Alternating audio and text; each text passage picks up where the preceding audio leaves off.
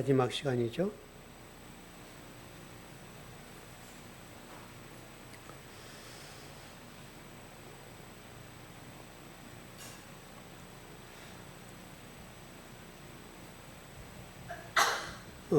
성경을 이렇게 공부하고 탐구하다 보면 성경에 기록된 말씀을 이해하기가 어려울 때가 참 많아요. 제가 지금 요한복음 20장 중반부 공부하는데요. 어떤 내용과 좀 접하게 됐는가 하면 우리 인간의 부활의 문제. 예수님이 부활하셨을 때 여러분 이제 공관복음 한번 읽어보시면 나중에 우리 공부는 하겠습니다만은 공관복음을 읽어보면 예수님께서 십자가를 지시고 돌아가셨죠. 그때 어떤 현상이 일어났어요, 여러분? 공관복음 잘 한번 읽어보세요. 그럼 예수님 부활하시고 무덤에 있던 사람들이 일어나는 장면이 있죠. 부활이죠, 부활.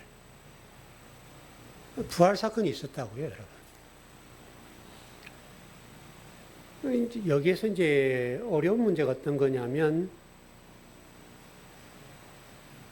분명히 부활을 했으면 지금도 존재해야 되는 게 맞죠. 논리적으로 그렇잖아요. 이게 죽었다가 부활했단 말이에요. 무덤에 있던 분들이 무덤 문이 열렸잖아요, 여러분. 성경 그렇게 돼 있잖아요. 무덤 문이 열렸고 그때 무덤에 있던 사람들이 부활을 했어요. 일어났어요. 그러면 부활체가 됐으니까 2000년이 지난 지금도 그분들이 살아 계셔야 되거든요. 여러분 그러지 않아요? 부활이 됐으니까. 근데 일단은 그분들의 부활 사건에 대한 문서가 존재하지 않아요. 성경은 분명하게 예수님이 십자가를 지시고 돌아가셨을 때 무덤은 열렸다고 돼 있단 말이죠. 근데 그 당시에 여러분 잘 아시는 역사학자들, 이런 분들이 그 당시에 부활을 했다라고 하는 문서 자체가 한 줄도 없어요. 지금까지. 그래서 그 문제 하나 있고요. 문서가 있든 없든 상관이 없이 우리가 지금 성경에 기록된 대로 부활을 했다고 한다면 지금 현재도 그분들이 현존해야 되죠. 왜냐하면 부활을 했으니까. 근데 어느 기사나 어느 어떤 내용을 보더라도 그때 부활했던 사람들이 없거든요. 그럼 여러분 이 문제를 어떻게 풀어낼 거예요? 근데 이게 이제 제가 어려움을 겪는 거예요. 물론 누구도 그런 거 질문해 본 적이 없지만 누구도 여러분 그거 질문하지 않잖아요. 적어도 부활을 했으면 2000년이 지난 지금도 그분들이 존재해야 돼요. 그게 여러분 맞지 않아요? 근데 지금까지 그렇게 부활을 해서 존재하는 분이 안 계세요. 이게 이제 성경을 공부하는 데 어려움이에요, 여러분. 그래서 성경을 공부할 때 머리가 아픈 게 그런 것 때문에 머리가 아프죠. 그럼 이걸 어떻게 해석해야 될 건가? 이런 어려움이 있습니다. 여러분, 오늘 우리가 지금 지난 시간에 이어서 계속 갈 텐데, 지난 시간에 말미에 기도 문제를 좀 공부했었죠?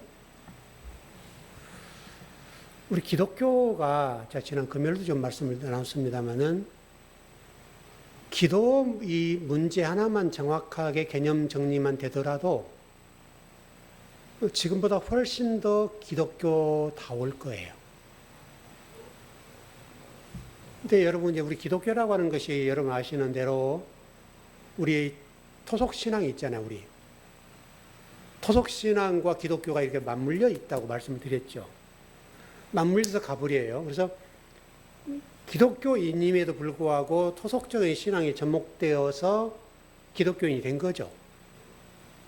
그래서 기도를 이해할 때도 우리 목회자부터 시작해서 성경을 해석할 때도 마찬가지입니다만은 마치 토속적인 신앙인들이 기도에 대한 이해하고 있는 것과 똑같이, 예를 들어서 예전에 저도 어렸을 때 보면 아주 꼬마일 때죠.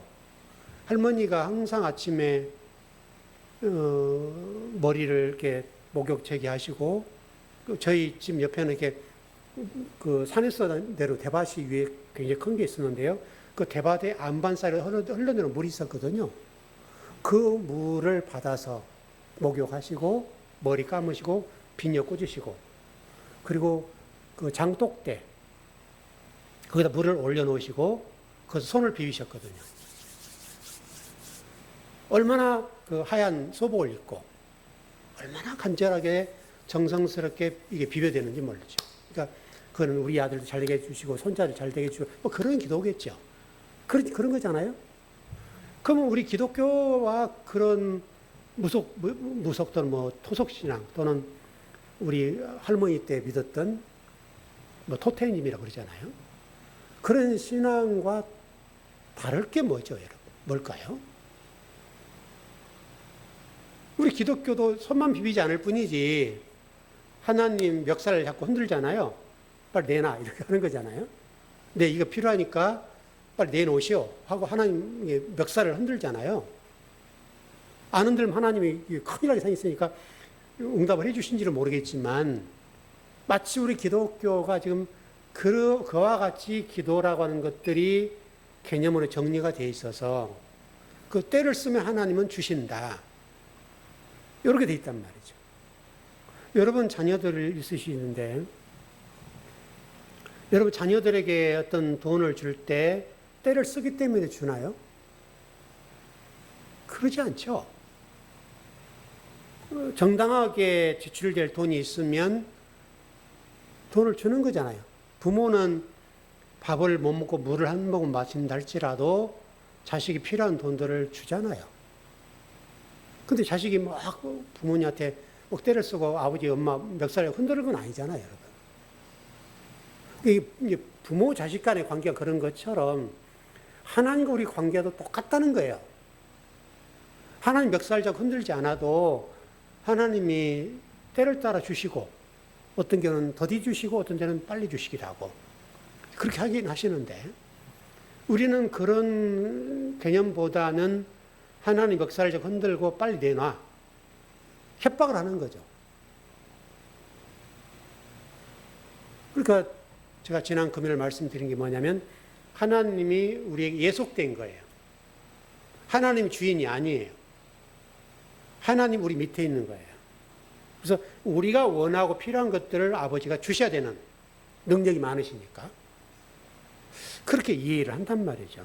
그래서 강청한다 이렇게 표현을 하는데 강청하면 하나님이 들어주신다고 생각하는 게 기도예요. 근데 여러분 기도라고 하는 것이 제가 뭐 누차 말씀드립니다만은 기도라고 하는 것은 하늘의 뜻이 땅에 이루어지는 것이 기도예요. 하늘의 뜻, 아버지의 생각, 아버지의 계획하심, 그것이 우리를 통해서 땅에 이루어지는 거예요, 기도라고요. 근데 우리는 기도를 그렇게 생각하지 않고 나의 소원과 내 목적한 바와 내 필요한 것을 아버지의 기도하면 아버지가 주셔야 되는 것으로 이해해서. 그래서 예전에 목사님들 그러죠. 하나님 결제가 빨리 떨어져야 되니까 금식해라. 금식까지 가는 거잖아요, 이제. 그냥 기도 때서 안 되니까 금식해서 그냥 하나님 앞에 생사를 걸고 기도해라. 이렇게 가는 거잖아요. 그래서 우리 한국 기독교인들이 그냥 뭐 응답받을 일이 있거나 뭐 필요한 게 있으면 금식으로 딱 들어가 버리죠. 그래서 금식하고 막 때를 쓰는 거죠. 여러분 잘 아시는 대로 베드로에 관련되어서 베드로가 멋있는 신앙 고백을 했지 않습니까? 주는 그리스도시요 살아계신 하나님의 아들입니다. 여러분, 이게 얼마나 멋있는 기도예요. 신앙 고백이고. 그러니까 예수님께서 칭찬을 하시잖아요.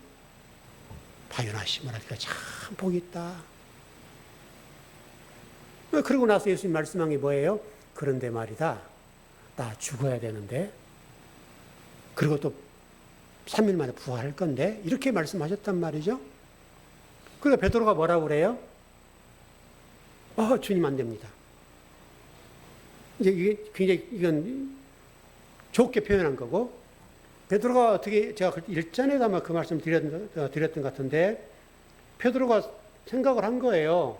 내가 지금 내 인생 어부를 그만두고 3년 넘게 지금 예수님 따라다녔으니까 그 예수님 따라다니면 뭔가 해결될 것 같고 뭔가 한 자리 할 것 같고 우리 가정과 내 자식들이 잘 될 것 같은 그런 생각을 받았단 말이죠. 그런데 주님 지금 어떤 말씀하시냐고, 내가 지금 주님을 따라다니는 시간이 3년인데 그러면 3년 동안 다닌 이 부분에 대해서 보상해야 되지 않냐 이거죠. 그래서 예수님의 멱살을 잡고 막 흔들어요. 죽으면 안 되죠, 주님. 제가 지금 3년을 따라다녔고 3년 따라다녔으니까 주님 보상을 해야죠. 멱살을 잡고 흔든다고요.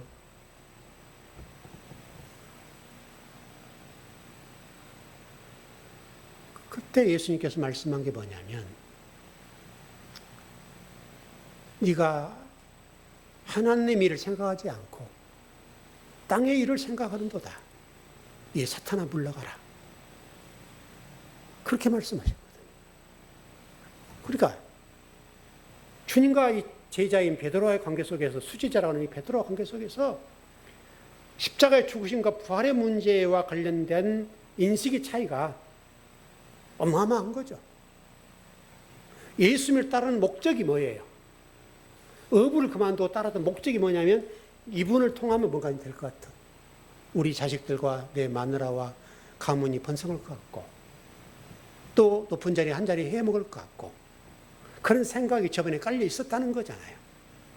근데 이게 여러분 현대 기독교로 들어와서 이렇게 우리 기독교가 지금 보면 다를 게 있어요?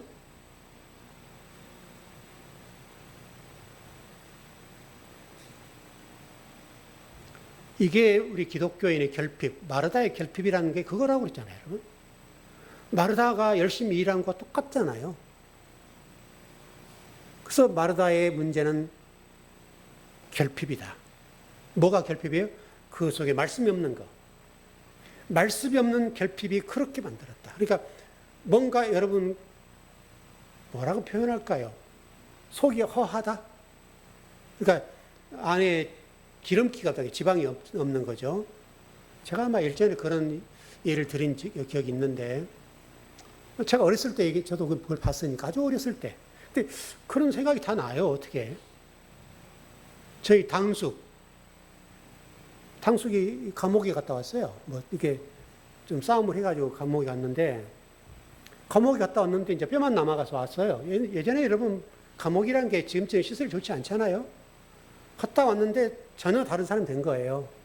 몇 년 갔다 온지는 잘 모르겠지만 이 가방을 들고 오신 걸 내가 알거든요. 근데 보니까 전혀 다른 분이에요. 얼굴이 그냥 이렇게 가죽만 남았어요. 그러니까 그때 당시 여러분 그 소도 많이 죽고 그랬지 않습니까? 그래서 소 죽으면 그때 당시는 매장을 했습니다. 땅에다 묻어야 돼요. 그래서 그 사람들이 나와서 그걸 확인을 해요. 그럼 묻고 확인한 다음에 가면 그렇게 해서 캐다가 다시 그걸 다 해서 먹고 그래요. 왜냐하면 그때는 여러분 고기 먹는 게 얼마나 귀할 때입니까, 여러분? 그때는 토끼 한 마리만 잡아도 그냥 가족이 포식하는 시간이니까. 근데 그때 제 기억으로는 살코기도 아니고요. 소 껍질. 그렇게 이게 딱 벗기면 다 벗겨지잖아요, 여러분. 소 껍질을 매일 해 먹인 거죠. 그렇게 먹였는데 한 달 동안 드시니까 얼굴이 뒤집어지는 거죠. 그렇게 됐어요. 그러니까 우리 기독교가 지금 그와 같은 거예요. 결핍이라고 하는 게 뭐냐면 속이 허하죠. 하나님이 말씀 안 계시니까 허하니까 뭔가 다른 뭔가로 채우는 거예요. 근데 안에 지방이 있고 기름기가 있고 정상적인 체중이면 화하지 않죠.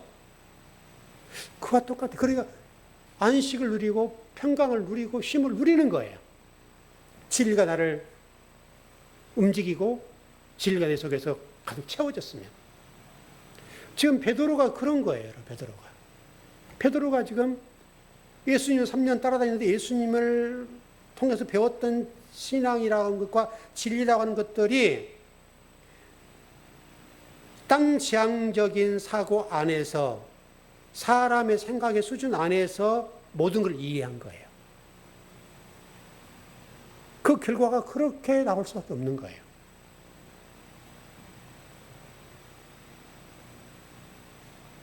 그렇다면 이와 같은 신앙을 구하는 방법은 뭘까요?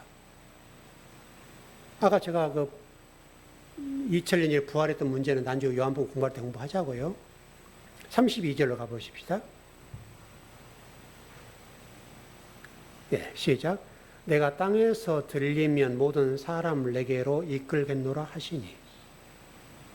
여러분, 이 본문도 잘 해석을 못하는 본문이죠.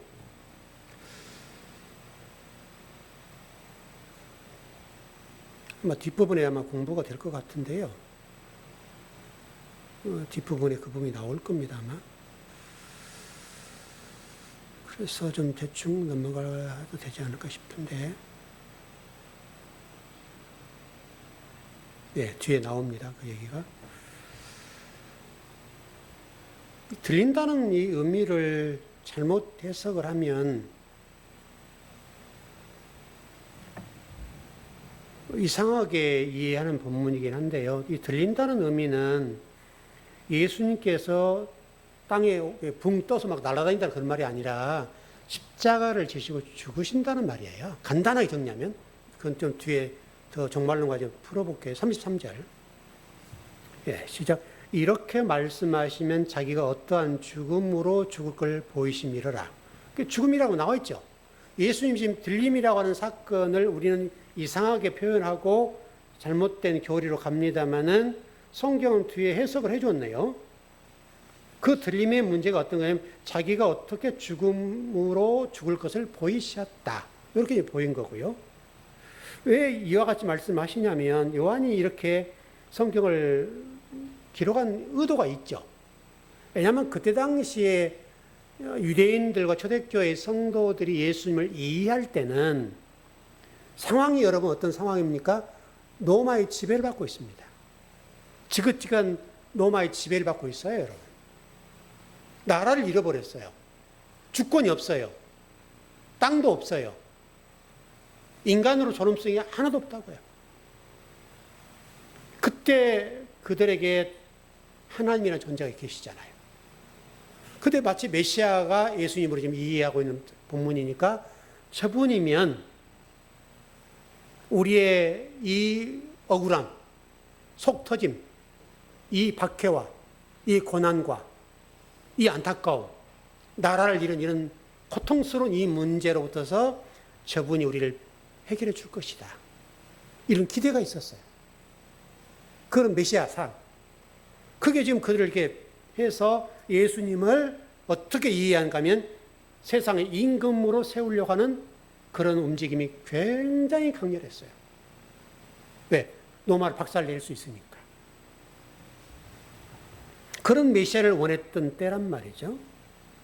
바로 그런 이스라엘에 대해서 하나님은 그들의 신앙에 대해서 마치 베드로에게 말씀하신 것처럼 너희들의 사탄이다 이렇게 말씀하신단 말이죠. 그러니까 호산나 다윗의 자손이여 뭐 고백을 하고 뭐 버선발로 있으면 나와서 맞이하고 뭐 별 일들이 많지만 그런 가운데 뭐 바리새인과 유대인들 뭐 당연히 초대교인들 할 것 없이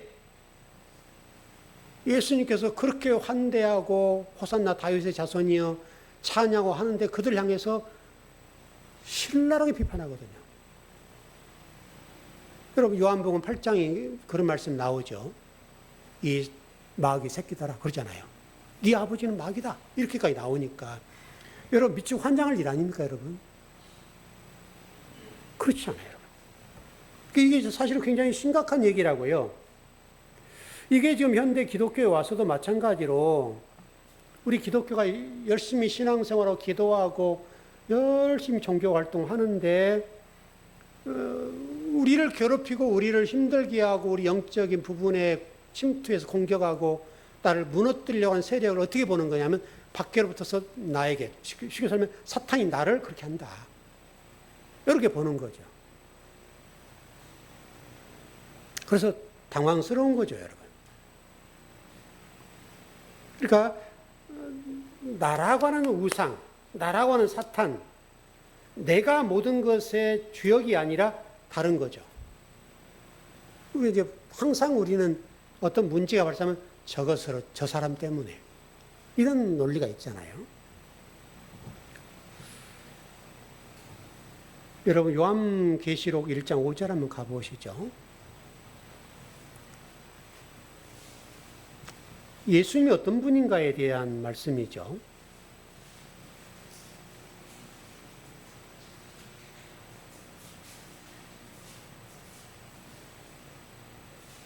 요한계시록 1장 5절입니다.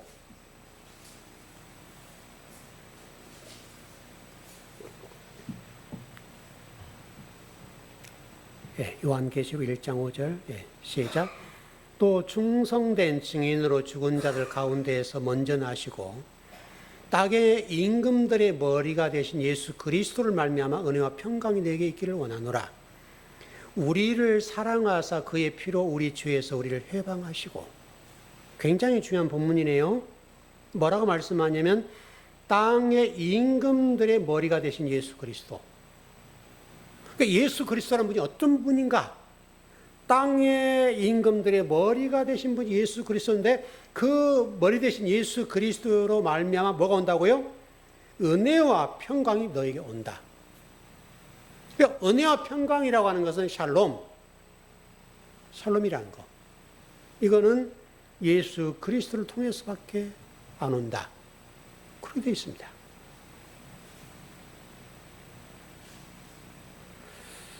자, 우리가 이제 늘 고백하는 가운데 이런 부분이 하나 있어요. 그렇다면 우리는 금식하고 날마다 나를 치고 근데 우리가 잘 안 죽죠?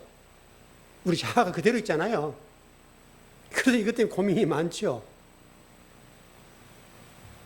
근데 하나 정리할 것은 우리가 죽을 수가 없죠. 그러니까 여러분 베드로가 여러분 다혈질이죠. 이게 하나님이 여러분 12사도를 보세요. 다 성향이 달라요. 이 모양 저 모양 다 다른 분들을 쓴단 말이죠. 하나님은 똑같은 그림을 쓰질 않아요. 그 안에서 가장 선을 이루는 방법을 살면 되는 거죠. 여러분 이게 뭐라고 됐습니까?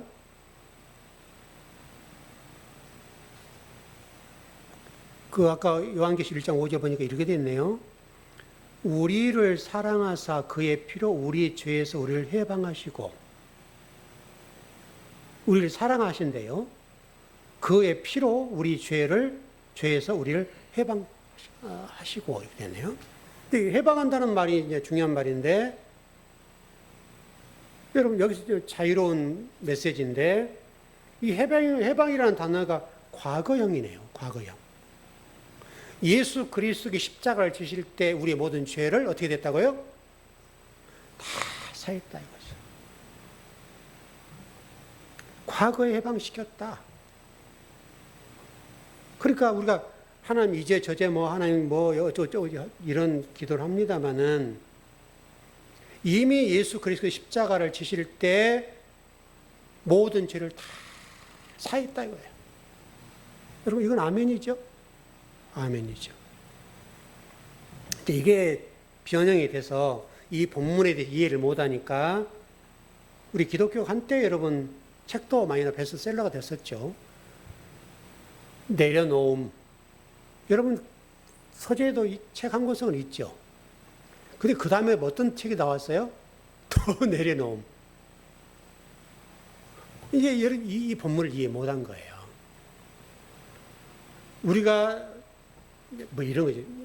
열을 잘 내거나 화를 잘 내는 사람이 우리가 쉽게 내려놓는다는 걸 어떻게 이해하냐면 다혈질이에요. 근데 그 성질을 좀 죽이는 거.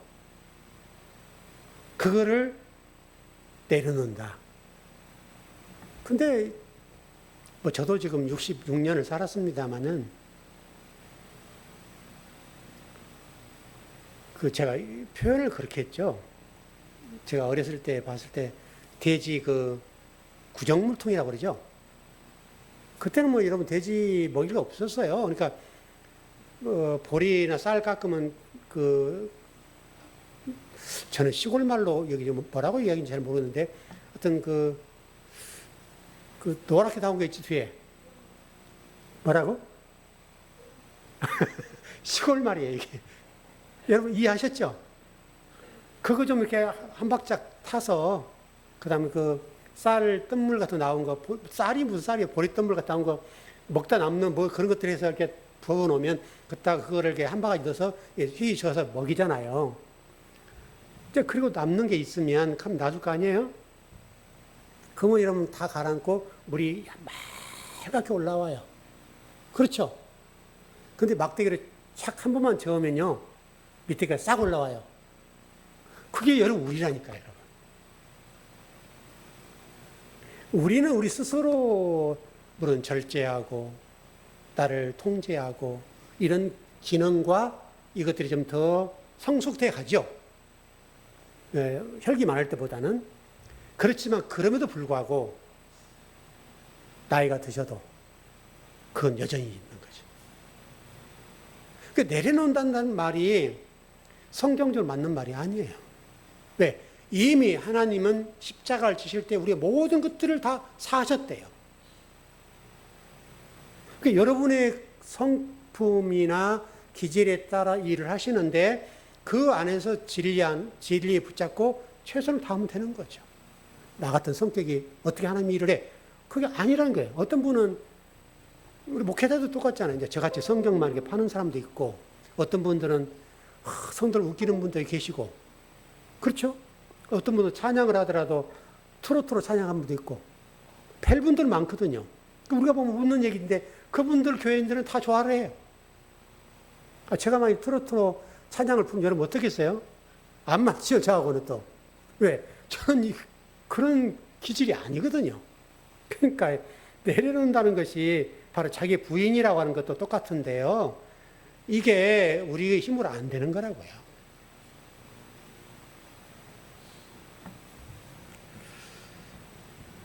그 성도들이 그런 분들 간혹 있더라고요. 나는 교회를 위해서 모든 재산 다 바치고 나의 모든 시간 다 드리고 그렇게 헌신했는데 하나님 왜 나에게 복을 안 주셔? 이렇게 고백한 분도 계세요. 이렇게 한 것 자체가 사실은 아름다운 것이라고 할 수 있지만 건강하진 않죠. 왜? 저는 여러분들의 성경 또 신앙생활을 가르칠 때 여러분의 모든 것들을 다 하나님 드리란 말은 안 하죠. 그건 건강한 신앙이 아니에요. 저도 뭐 전도사 시절이나 그 여러분과 똑같은 평신도 시절을 보내봤단 말이죠. 평신도 시절을 저도 오래 보냈죠, 여러분. 오랫동안 그 평신도 생활을 했는데 교회 목사님들 따라 다 좀 다르지만 제가 섬겼던 교회 가운데 한 교회는 지금은 이제 큰 교회가 됐습니다만 중형교회 됐죠. 이제 아마 올해 은퇴하신가 아마 그렇게 될 텐데 그 목사님은 성도들이 호주머니에 통장에 저축을 못하도록 선교를 해요. 그래서 교회가 부흥이 됐어요. 성도들이 불만이 뭐냐면 저축할 시간이 없다. 사실은 교회가 부흥됐으니까 하나님 뭐 영광이 되고 뭐 저거 얘기할 수 있겠습니다만은 그래서 성도들 가정들은 피폐한 거예요. 돈을 저축을 못해요. 성교비를 보내고 또 조금 있으면 선교사를 불러요. 그래서 선교사들이 며칠 동안 집회를 해요. 그러면 또 선교비 몇백씩 드려요. 그럼 또 그 선물도 사라 그래요. 성도들에게 여러분 오늘 마지막이니까 선교사님에게 선물 하나 삽시다 해서 전부 다 선물하고 봉투를 다 드리게 해요. 그게 몇 달에 한 번 하면 괜찮아져. 계속 돌아가는 이게. 계속 몇 군데 있으니까 계속 부르는 거죠. 성도들이 여러분 통장에 저축할 시간이 없어요. 여러분 그게 건강합니까, 여러분?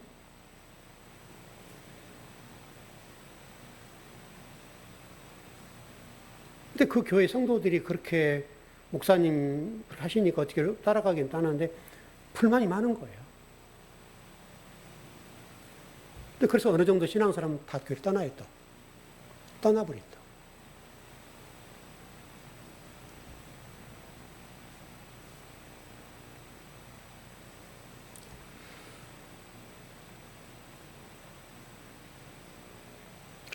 여러분의 구원의 문제는 이미 시간의 문제가 아니라 예수님이 십자가를 지실 때 완성됐다. 아멘이죠? 아멘이죠. 이게 여러분 성경의 진술이에요. 여러분이 봉사해서 충성해서 구원이 완성되는 게 아니에요. 그건 분명히 아셔야 돼요. 여러분 그 모세의 뱀이 술사들의 뱀을 잡아 먹어버렸죠. 근데 여러분 뱀이라고 하는 것도 나쁜 의미만 있는 건 아니잖아요, 여러분. 놋뱀이 이스라엘 백성들을 독뱀들이 물렸을 때 살려주는 거잖아요. 그러니까 성경이 그 메시지라니까요, 여러분.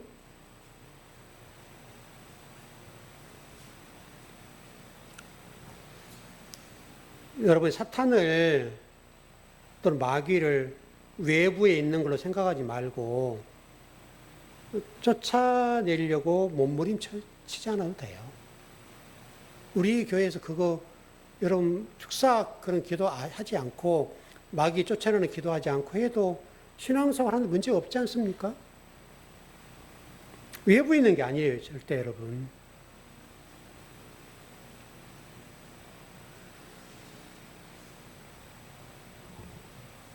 여러분 스스로가 나를 죽인다고 할지 모르지만 그러지도 않습니다. 일단 그 정리를 그렇게 하자고요.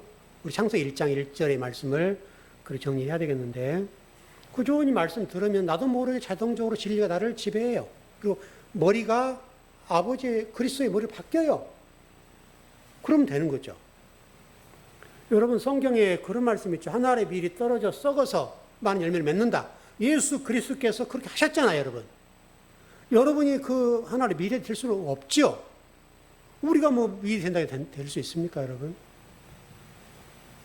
여러분은 하나님 은혜에 감사하고, 그래서 마치 우리 신앙생활이라는 게 뭔가 하면 이렇게 좀 정리하면 좋을 것 같아요. 천국이라고 하는 것은 보물찾기다. 보물찾기. 실질로 마태복음 13장의 말씀 여러분 아시죠? 보물이 땅에 묻혔단 말이죠. 그 땅을 샀죠, 밭을 샀죠. 자기 땅을 팔아다가 땅을 사잖아요. 밭을 사잖아요. 근데 그걸 또 잘못 이해하면 땅 사는 얘기하는데 예수 그리스도를 얘기하는 거잖아요, 여러분. 진리를 얘기하는 예수 그리스도다. 이게 보물이다. 이게 얘기하는 건데 그게 보물찾기라고 해요.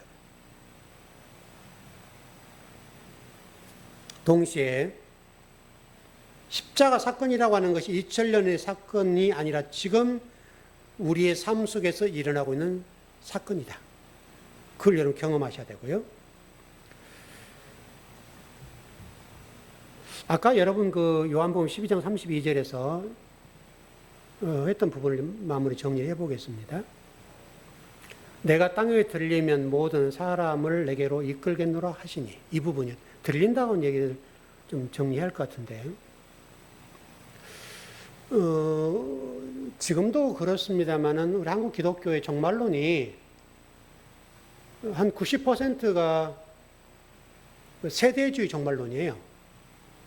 이게 박형룡 박사가 지금 미국의 오순절 계통에서 신학을 하고 돌아와서 우리 기독교에 접목시킨 게 그건데 이게 너무나 강렬해요.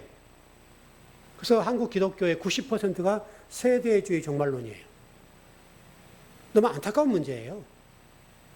그래서 모든 설교가 그와 같이 가요. 제가 잘 아는 어떤 목사님, 여러분, 그분 성경 공부는 정말 탁월해요. 저도 그분 처음 제가 공부할 때 그분의 테이프를 제가 다 사가지고요.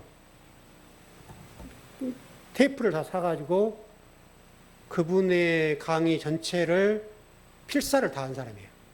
그 정도로 잘 가르쳐요.